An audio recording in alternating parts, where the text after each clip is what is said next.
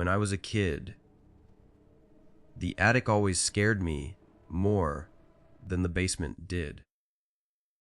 I don't really know why. Most people are more afraid of basements. But there was something about our attic that really got to me. If I had to guess, I'd say it was because our attic was slightly unconventional compared to what you're probably picturing. For starters, it was surprisingly spacious. Most attics are typically cramped and congested, which makes sense. But ours was built in such a way that you didn't ever have to crouch when you were up there. You might think that would imply we used it more often, the same way anyone would use excess space. But no. I'm not really sure why. My parents treated it like a glorified storage room. That was its sole purpose. Thinking about it now, they honestly avoided it as much as possible. The other thing about it was the layout. It had so many nooks and crannies. The space was broken up by odd beams and small changes in elevation, almost like a makeshift maze. The beams were uneven, randomly placed, and there was no pattern to where they appeared. You couldn't stand in one place and see the entire attic, not even close, and the flooring, a nightmare. You could genuinely injure yourself up there if you weren't careful. My dad used to joke that one day one of us would slip on a joist, fall through the insulation, and punch a hole straight through the ceiling. So, yeah, you can imagine why an attic like that would terrify a little kid. The maze, like quality, was what scared me most. I hated not being able to see the whole space. Every time I went up there, I felt like someone was hiding behind one of those beams. But what I'm about to tell you happened so long ago that I don't remember much else from that time in my life. This memory, though, it's vivid, like a thorn stuck in what was otherwise a fantastic childhood. It happened during the week. I remember that because I had school. I woke up one morning and noticed something strange. My feet were dirty. The bottoms were gray and grimy. There was grit between my toes that I couldn't explain. I sat on the edge of my bed staring at them, trying to figure out what had happened. I hadn't gone outside. I hadn't done anything unusual. I had just gone to sleep and woken up with filthy feet. Being a kid, I didn't think too deeply about it. I washed them off and went about my day. But things escalated. A few days later, I found a small cardboard box in my room, filled with old photographs. The kind my parents kept stored away in the attic. I had no memory of bringing it downstairs. When I asked my mom,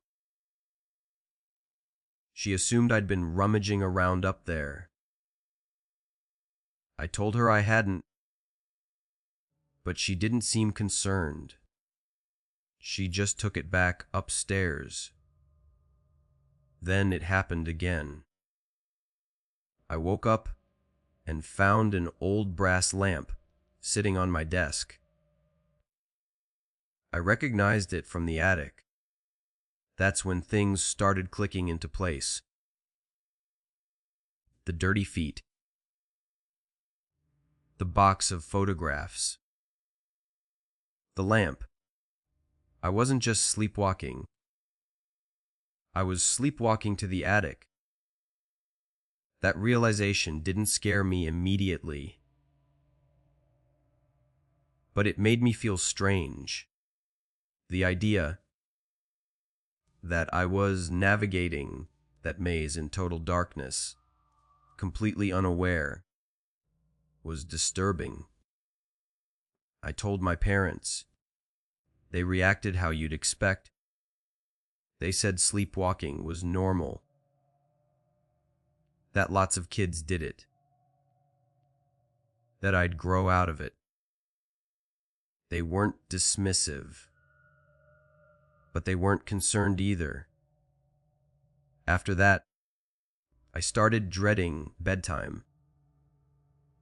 Every morning I'd check my feet. Clean feet meant a good night. Dirty feet meant a bad one.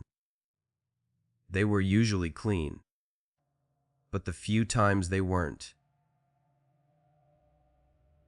those nights stuck with me.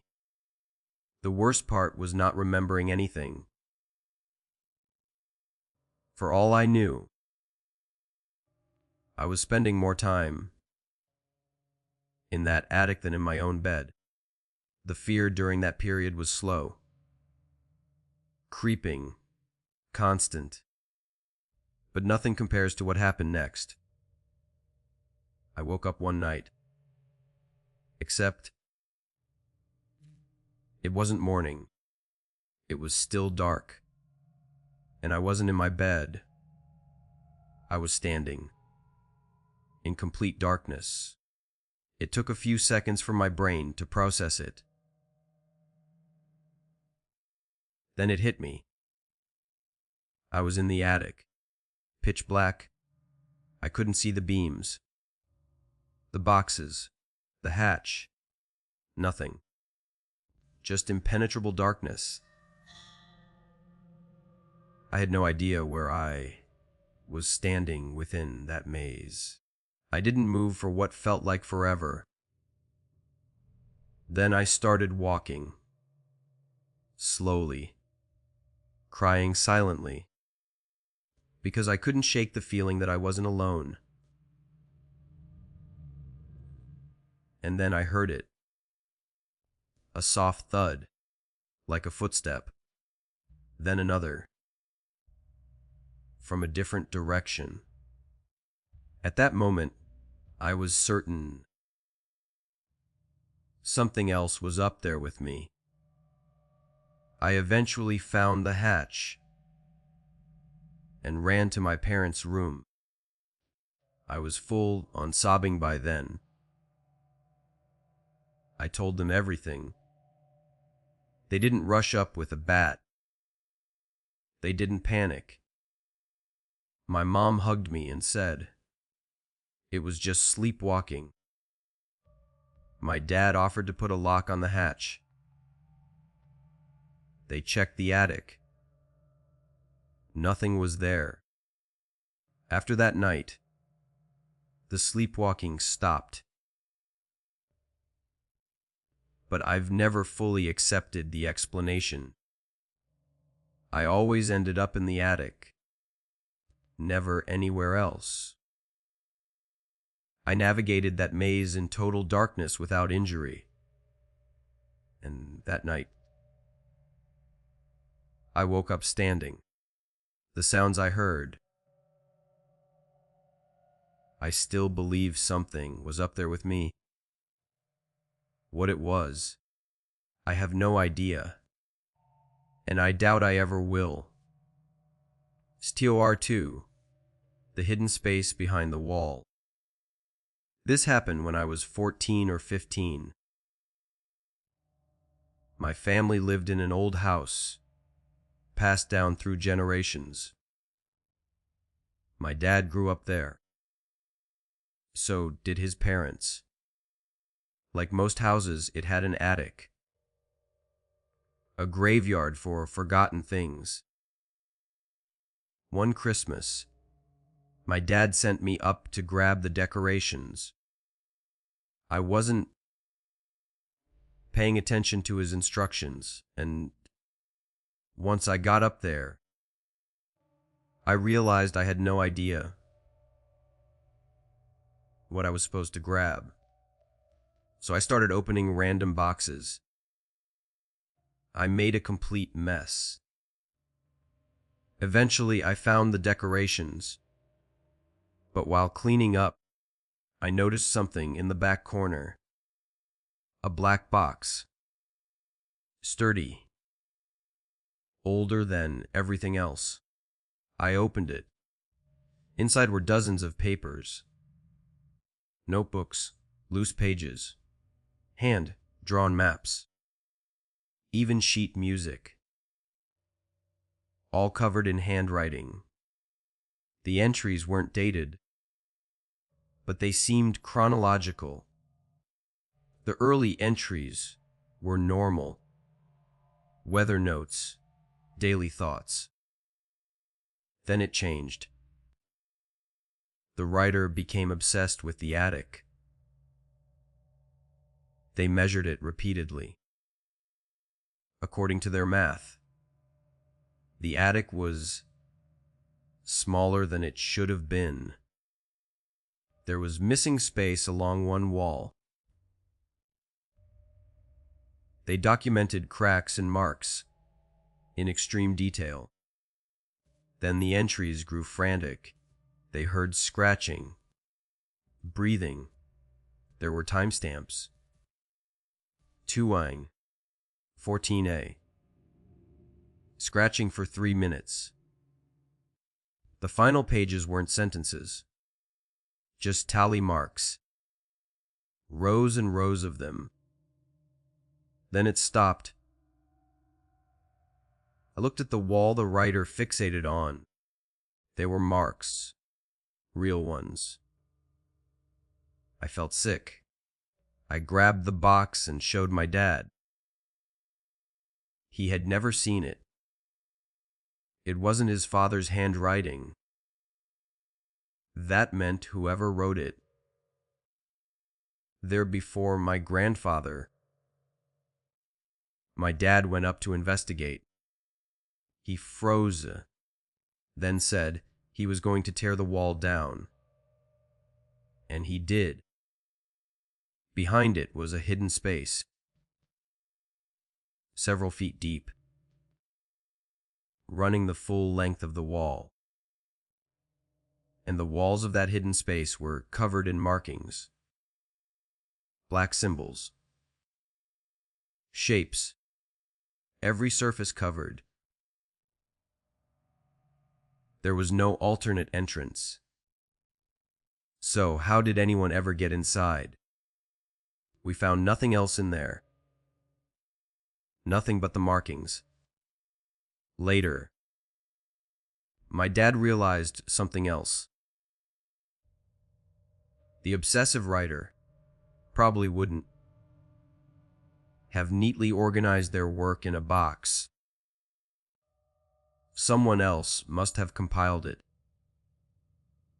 He believes his father found the writings and hid them. We moved out years later. My dad wouldn't let me keep the box. For all I know, it's still in that attic. And I'll never understand what was behind that wall. STOR-Y3. Something in my attic. I've been a smoker for 23 years. I refuse to smoke inside. so I take late night walks in my backyard.